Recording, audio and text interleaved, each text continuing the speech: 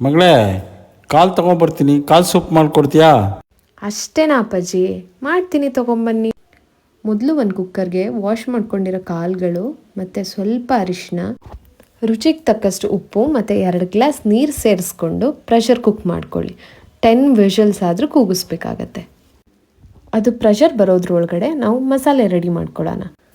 ಒಂದು ಪ್ಯಾನ್ಗೆ 2 ಸ್ಪೂನ್ ಎಣ್ಣೆ, ಸ್ವಲ್ಪ ಜೀರಿಗೆ, ಚಕ್ಕೆ ಸ್ವಲ್ಪ, ಲವಂಗ 3, 1 ಸ್ಪೂನ್ ಮೆಣಸು, ಸ್ವಲ್ಪ ಧನಿಯಾ, ಜಜ್ಕೊಂಡಿರೋ ಬೆಳ್ಳುಳ್ಳಿ, ಚೂರು ಶುಂಠಿ, ಖಾರಕ್ಕೆ ತಕ್ಕಷ್ಟು ಮೆಣಸಿನ್ಕಾಯಿ, ಅರ್ಧ ಈರುಳ್ಳಿ ಹಾಕ್ಕೊಂಡು ಡ್ರೈ ರೋಸ್ಟ್ ಮಾಡ್ಕೊಳ್ಳಿ.